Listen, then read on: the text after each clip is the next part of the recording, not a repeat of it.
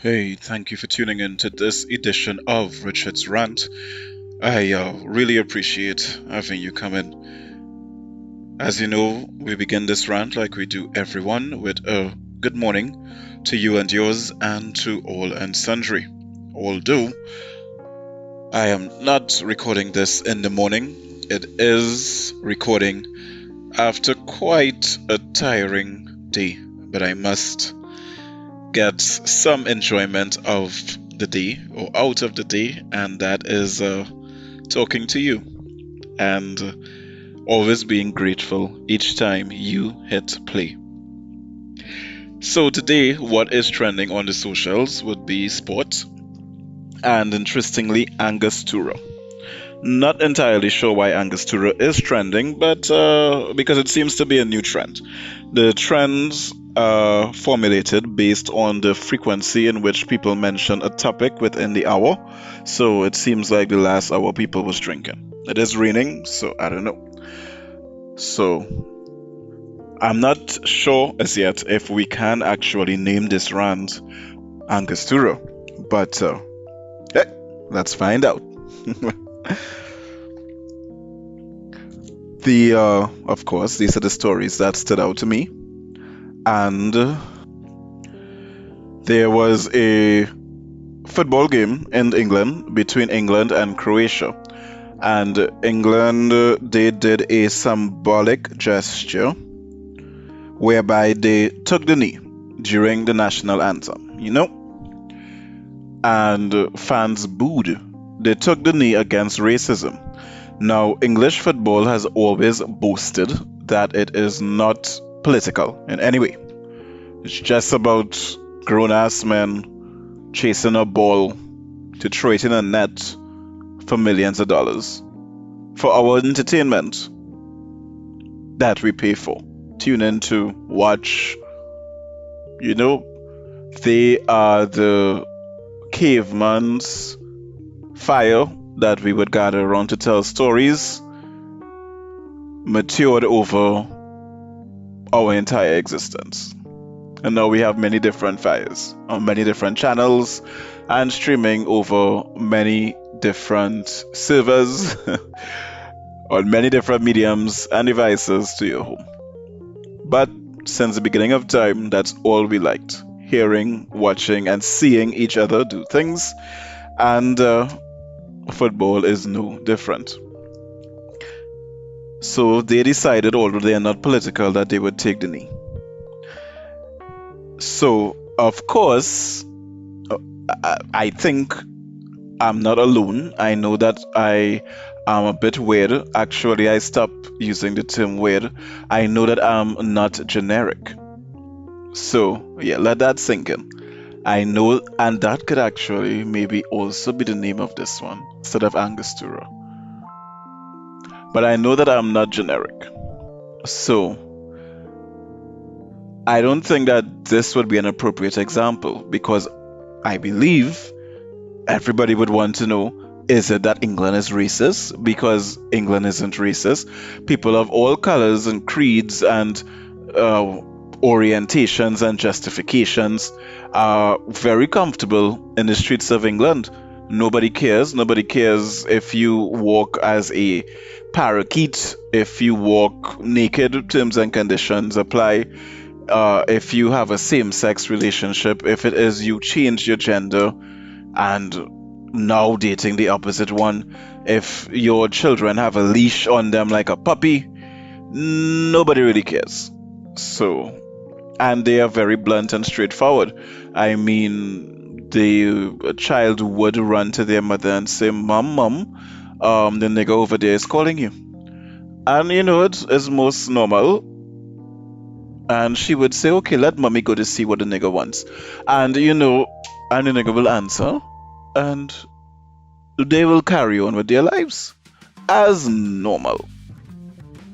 So, for me, I believe, from what I've heard, not firsthand, is that it's a very evolved society. But evolved and aggressive. Not like Amsterdam, that just evolved and nonchalant.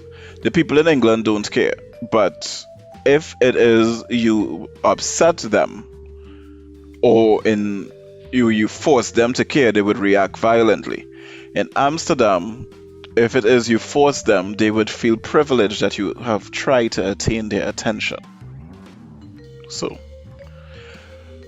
I was wondering, and this is second hand, in third hand, fourth hand, people opinion, these kind of things, right? And of course, based on the news that comes out of there. I mean, when was the last time you hear about a riot in Amsterdam?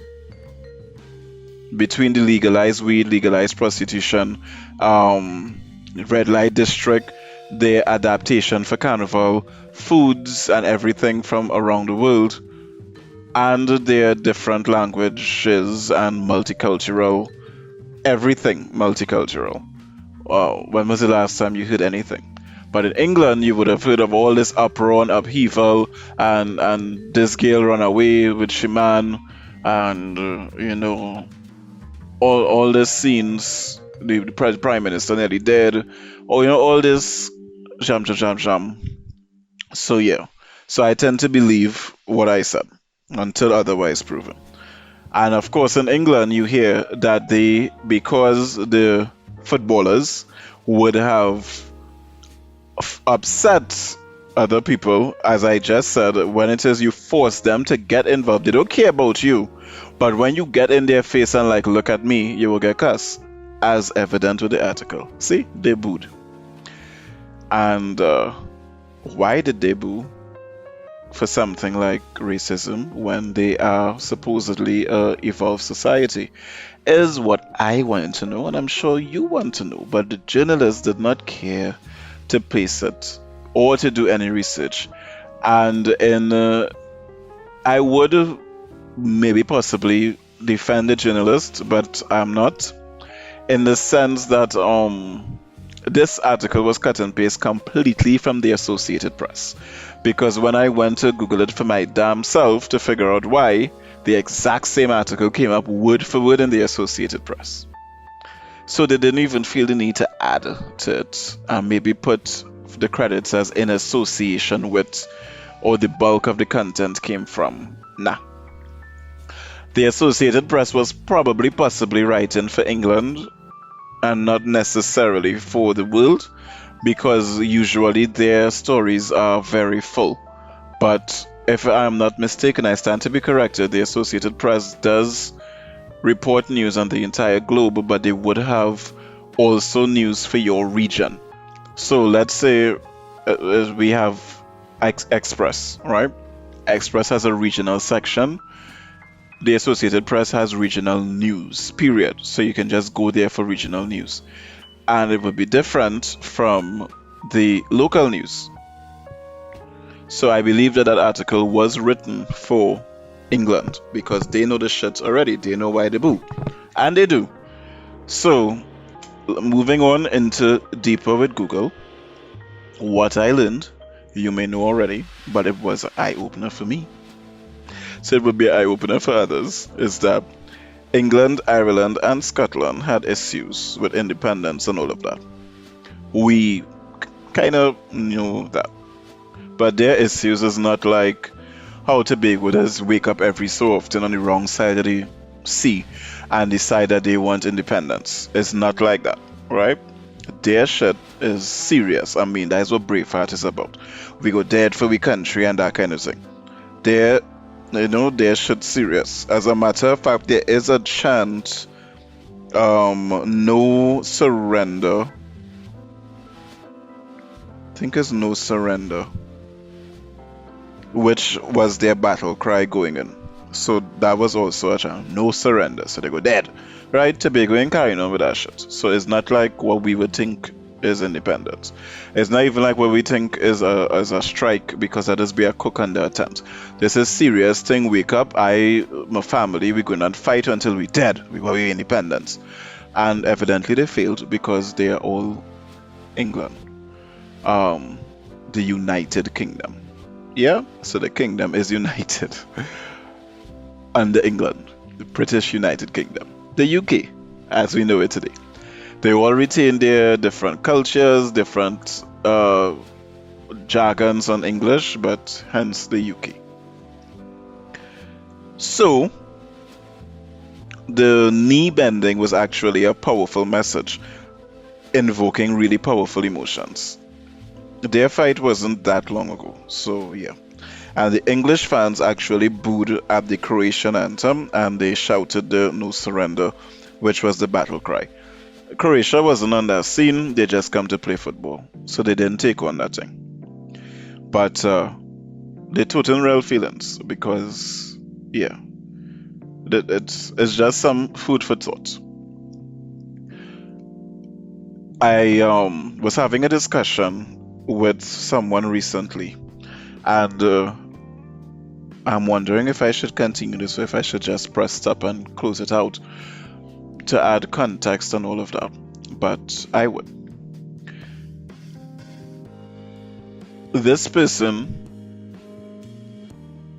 see, I'm still thinking how to tell the story, yeah? Because remember, these things are very much unscripted. So, this person works for a, and you know how it is that I say that I have a friend, but you're already talking about yourself. I am talking about myself, but I am also talking about a friend that actually really exists as well. So, I should say we, but the story came from this person. So, this person works with international persons towards getting stuff for them, providing a service. And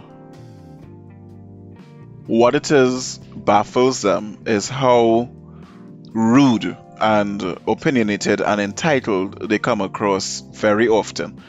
That you would be telling them things like, unfortunately, this is not something that we offer. And they would say, okay, well, get me the manager so that we could get it done. And you're like, no, it is not something that we offer. It's not something that we do. It's not on the menu. Yes, it have things that you could order off the menu if you go to a restaurant, but you can't go to a pizza place and ask them to bring you a currants roll from Trinidad. It's not going to happen. It is not on the fucking menu. And of course, the conversation led to us trying to figure out why. So, what it is we concluded together is that the same way that we have in the Caribbean, one of the reasons why we are so damn docile and stupid is because of that legacy of slavery and colonialism. So, the reason why they are so entitled is actually the legacy of slave ownership and leadership. So, while nobody looks at why they do the things that they do, that is exactly why. The same way that we are submissive and that is passed on, and you should do this, and even black people in general. For example, if it is the police were killing white people, do you think that they would have a White Lives Matter, or they would just fuck things up? I think they would just fuck things up. These white people went and stormed the Capitol just because Trump lose elections. They wasn't gonna march and ask for no assistance, so we'll matter too, and please don't and bring awareness. They was just gonna fuck things up. But that is the legacy of slavery. So that is actually passed on, that you're supposed to ask. It's the same thing with women. If it is a man is wronged, he will try to fix it. He and his brethren will go and fuck up a scene. But women would march and ask for rights and equal rights and make a lot of noise generally. And that is the legacy of womanhood, in that they were always treated as second class. And I think that they were treated as second class because they were second class at one point. A man could go out and hunt. We're talking back caveman, that kind of thing, right? Could go out, hunt, catch things, protect things. But having a female would have been a liability. She can't hunt and stuff, and you had to protect her. And then, something happened, and now she belly big and she not moving and thing efficiently. Oh God, now it had two of them. That was probably what started all of this. So, you're a burden. But since Brazil get burned and all that, and now it have equal rights, then you're not a burden. So, should stop act like it. But that would be the legacy going all the way back then. Of course, it's not literally slave caveman, and then this happened. But that legacy went throughout, with women not being able to vote, women not having the same rights as men. It being perfectly legal to beat your wife, but after 6 p.m. in the evening and with an open fist. These things are the legacy of that until we have gotten to where we are. And the only issue that there is now is the wage gap between women and men. And that's in the US. That's not anywhere else, and that's because the US don't see humans, they see products. They're a capitalist society, and humans are just products along an assembly line. Everything is just a product. That's all it is. It's just a product. So at the end of the day, a male employee is worth more because a female employee has to get paid for 3 months while they're not doing any work, aka maternity leave. A female employee might have more sick days because of monthlies. Want them to do more work, so they are valued less. So good luck with that fight in an economy that sees you as nothing more than a product. That is why the entertainment industry is the way it is. It's a product. That's why most pop stars are white with blonde hair and petite, because market research shows that people respond to that. That is why most music is so sexually charged, because market research shows that people respond to that.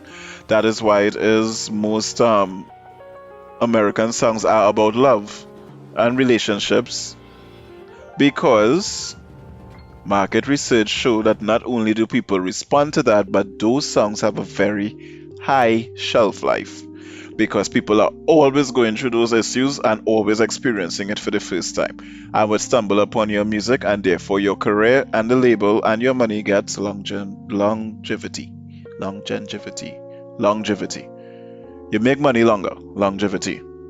I feel like it have an N in there, but that could also be because aggressively learning Spanish over at this time. So I feel that is why. Like I'm trying to conjugate or something. But anyway.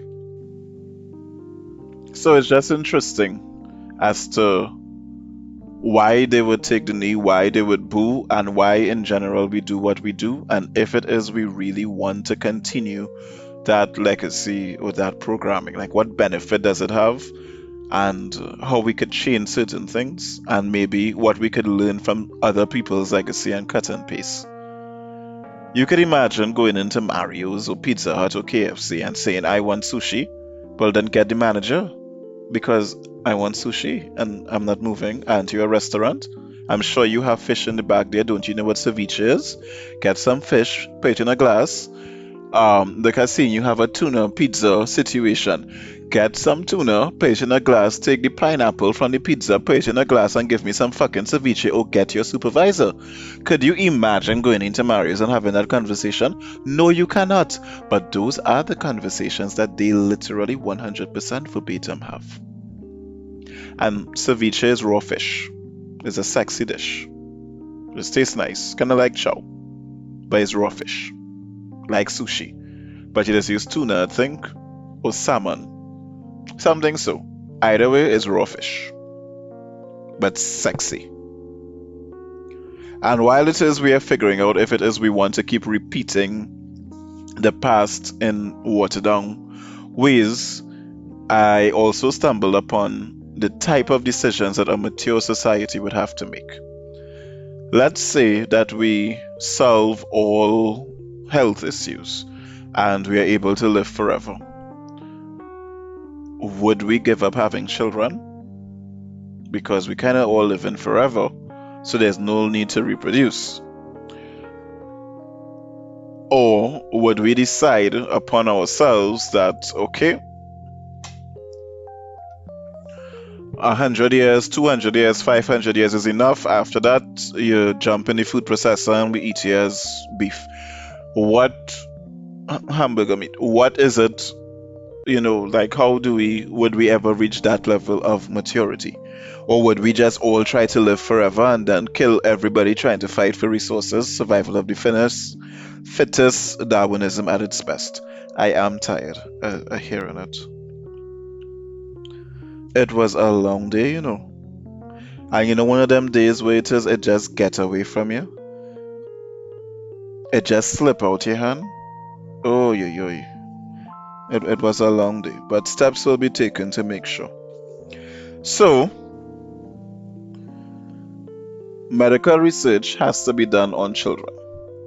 This article was basically just that. But what I got from it, because that's basically what it said, right? What I got from it is that how do you make that decision?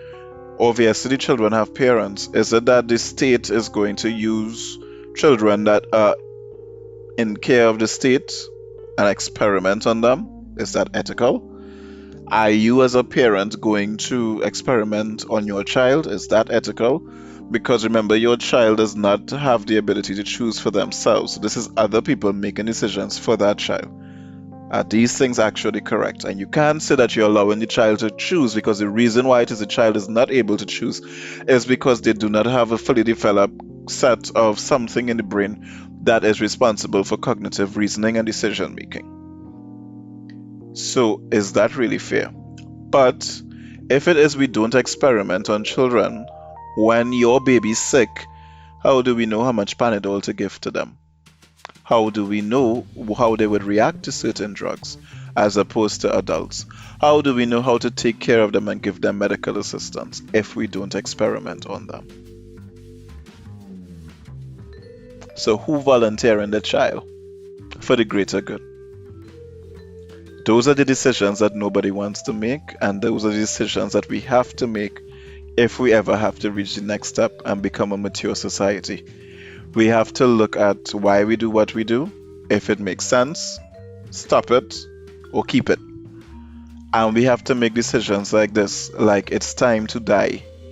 Or, alright, we're gonna have 3 children and donate 1 to medical science. And we're gonna let that child know that is your purpose on birth, and you are going to change the world and real hype them up and make them feel good about us chucking things in them that could kill them. That's the reality of it. How else would we know? A computer simulation? That's the only other thing. But what will we build the algorithm that runs the computer simulation on? A child. And if the algorithm has to be updated, what if children change? For example, Mattel, makers of Barbie, having real issues because children want tablets, not dollies. They want apps. So when the behaviors, the diet, the look, the feel, and all that of children change, we'll need to update the algorithm. How are we doing that? Now with experimenting on children. So who volunteering? I would assume it will be the type of people that wins Pulitzer Prizes.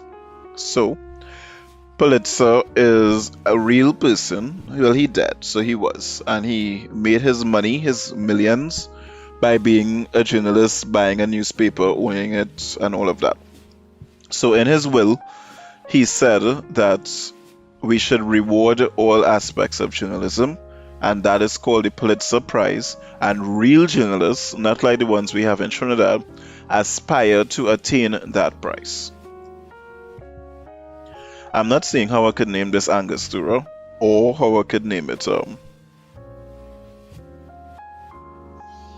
I could name it non-generic, because that is the level of thinking that we have to have. Yep. So if it was scripted, I would have said that a few times through it. I almost feeling to do it over. But in any case, so for non-generic, journalists, unlike the ones that we have in Trinidad that are reporters, you aspire to attain this Pulitzer Prize, right? So, it was established since 1917. Daniela Fraser got it for online journalism. And I kind of guess the newspaper rubbing off on me, because it looked like I just cut and paste that. I don't know who Daniela Fraser is. Well, I guess it's an online journalist, but me know who that is, and I have no notes I actually paused the recording for a good 10 minutes flipping through all my notes. For those senior millennials that listen to this, you would remember on TTT when they used to have the pages and it wasn't a teleprompter. And they would be shuffling the pages. Yeah, I sit down there and then they pull out her glasses with a string, all kind of thing to see if I'm missing it. But I guess it lost because I know who Daniela Fraser is, More than likely it wasn't important and I probably stopped writing after that point. That is why it's not there. But what it is I really wanted to say about the Pulitzer was that the Associated Press won 2 prizes for photos in the pandemic. The Associated Press's chief photographer in Spain, Emilio Moronettie, I hope I said that correctly, won the Feature Photography Prize for photojournalists. And this is the beautiful speech that would inspire me actually to try to make this rant as non-generic as possible. It goes on to say that photojournalists are to use light and shadow to bring knowledge and understanding to all corners of the globe that are in darkness. I added doctor in darkness because they was talking about light and it sounded better. So they just left that out. Photojournalists are to use light and shadow to bring knowledge and understanding to all corners of the globe that are in darkness. See how nice it sounds with a little at the end? So if you disagree, well, that is your opinion, not a problem. Comment towards our betterment and subscribe to the vibe. You know how to carry. Differences of opinion is what is making thing good, that was the whole reason behind Bird Box. The people that survive is because they're born with what we call defective, and being defective or what you think are deficiencies are not. It's just differences, genetic differences that would actually make you unique with a unique genetic code to ensure the survival of the species. You have something that we don't have, that's all. Just because it is, we have this again leftover cave person programming that everybody had to agree all the time. And if it is you're not agreeable, it means that people ain't gonna like you. And if people don't like you, then they mightn't share the resources and food and stuff with you and you go dead. We have gone past that. You could be a cunt and still be rich. Look around. It's being done.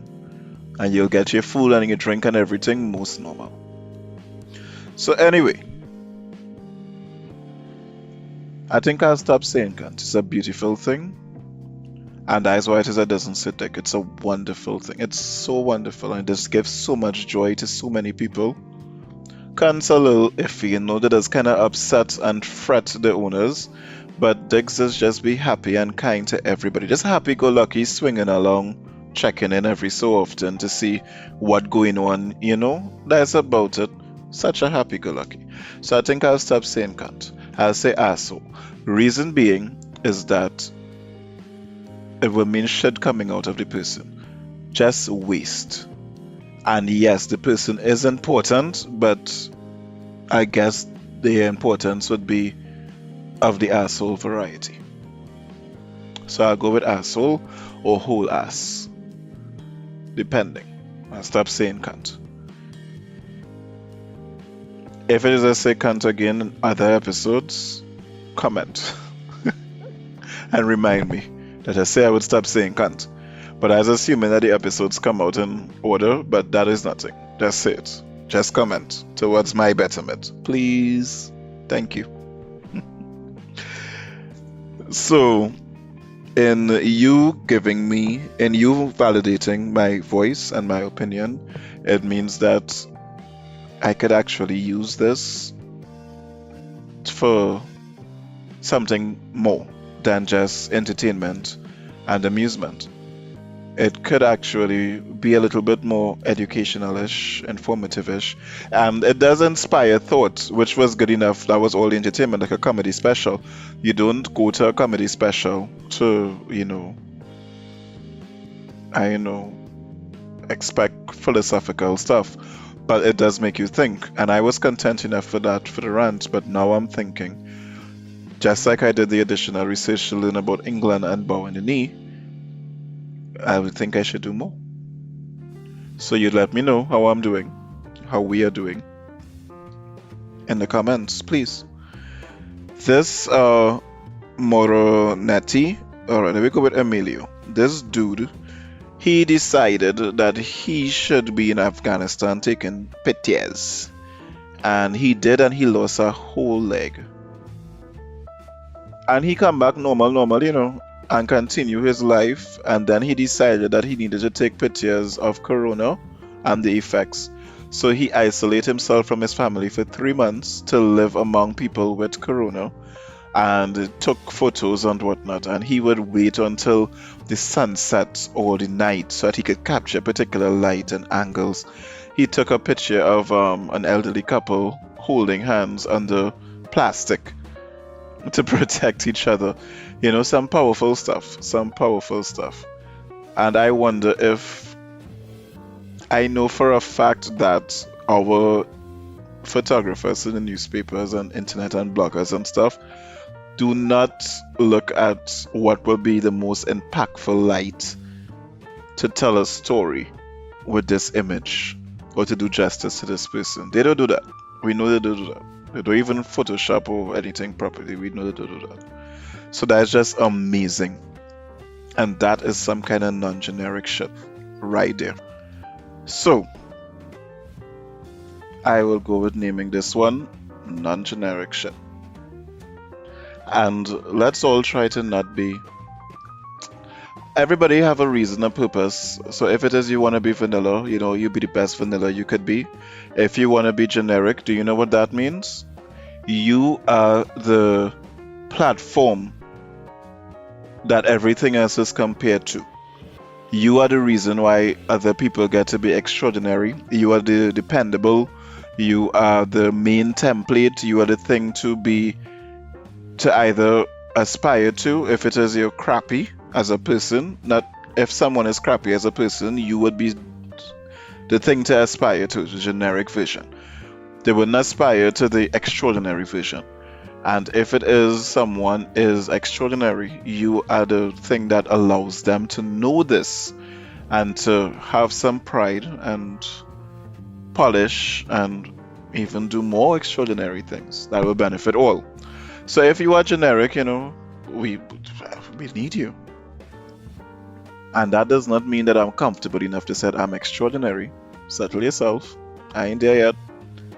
But I am non-generic.